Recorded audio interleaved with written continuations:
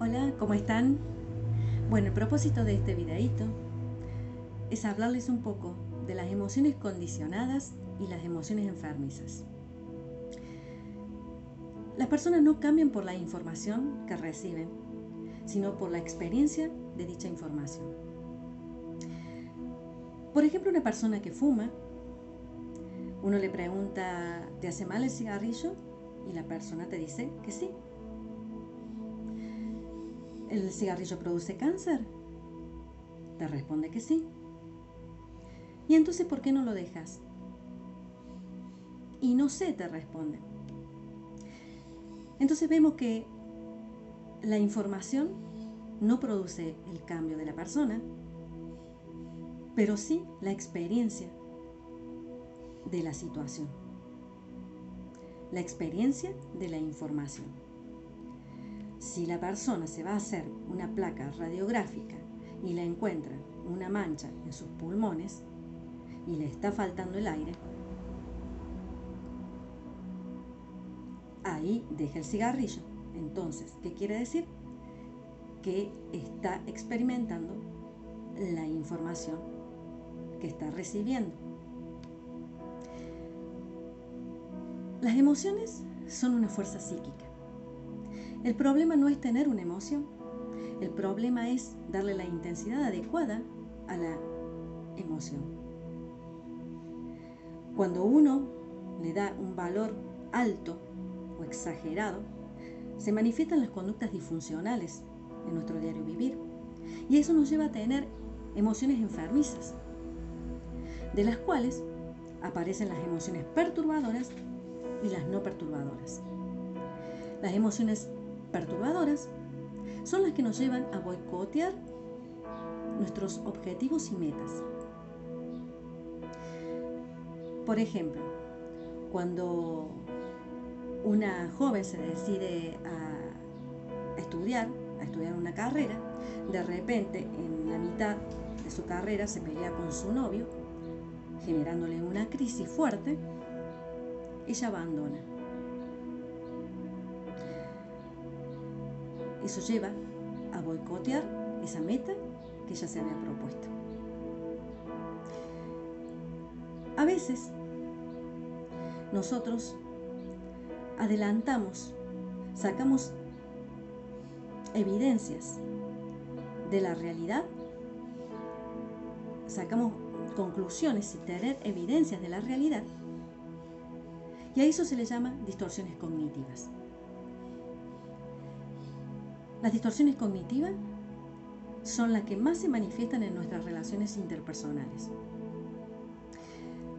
Les voy a nombrar algunas de ellas. Por ejemplo, la inferencia arbitraria es cuando sacamos conclusiones de la realidad sin tener evidencias. Por ejemplo, cuando creemos de que una persona está enojada con nosotros sin tener la certeza de que haya sido así. Después tenemos la abstracción selectiva, que es cuando nos centramos en un detalle extraído fuera de contexto. Cuando valoramos ese detalle como importante y dejamos de lado todo lo que pasa alrededor, lo externo. Tal es el caso de Juan, que pinta la puerta de su casa, pasa un grupo de personas y le dice, qué linda ha quedado la puerta con ese color rojo. Pero luego pasa otro vecino, Mario, y le dice, uy, qué lástima, hubiera quedado mejor con el color blanco. Entonces Juan borra el color de la puerta roja y lo pinta blanco. Entonces, ¿qué pasa ahí? Se centra en ese detalle, en lo que solamente una persona le dijo. Luego tenemos otra distorsión cognitiva, que es la sobregeneralización, que es cuando, por ejemplo, uno toma uno o más hechos aislados como uno, generalizando. Tal es el caso de Marisa, que se pelea con su novio porque su novio le había sido infiel, y alude de que todos los hombres son infieles, entonces no va a ponerse más de novio. Después tenemos la maximización y la minimización. Es cuando uno evalúa los acontecimientos otorgándole una sobreexageración o lo infravalora. Voy a tomar un ejemplo de minimización. Tal es el caso de un estudiante, se presenta a rendir, saca un 10 y dice, bueno, es lo menos que me podría haber sacado. Es como tomando en poco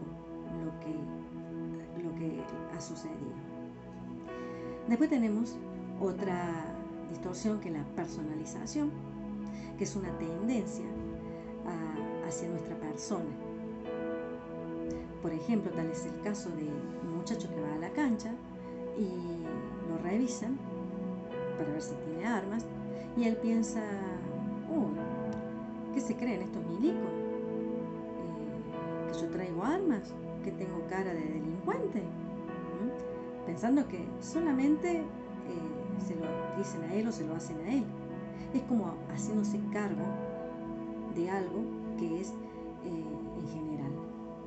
Otra distorsión es el pensamiento dicotómico, por ejemplo, o polarización, que es cuando tendemos a clasificar las experiencias como dicotómicamente en una o dos categorías. Cuando usamos las palabras como nunca, siempre, todo, nada, siempre me salen mal las cosas, por ejemplo, mis padres nunca me van a aceptar. Y otra distorsión que se usa normalmente es la de la futurización. Es cuando tenemos la certeza de que algo malo va a pasar en el futuro. Es cuando también está relacionado con la catastrofización, cuando exageramos las cosas, cuando le damos un valor sobrelevado. Y tiene que ver esto con el temor. No siempre que tengamos emociones vamos a tener pensamientos. A veces tenemos emociones que están arraigadas a experiencias o situaciones que hemos vivido o estamos viviendo. Por ejemplo, el caso de un muchacho que viaja en un tren y que en un momento empieza a sentir miedo y dice, siento que me muero. Entonces él comienza a pensar de dónde viene. Pero muchas veces estas emociones se gatillan, como dije anteriormente, por experiencias vividas. Al repetirse el acontecimiento se gatilla la misma emoción. Y a eso se le llama emoción condicionada. Es ahí que se activa la huella psíquica. Es ahí que en algún momento de nuestra vida hemos transitado por esa huella psíquica y que se vuelve a gatillar cuando vivimos esa experiencia con una misma sensación. Entonces se trata de volver a recanalizar esa huella psíquica, de repensarla, de reelaborarla, de formar otro camino con nueva información, con nuevos pensamientos.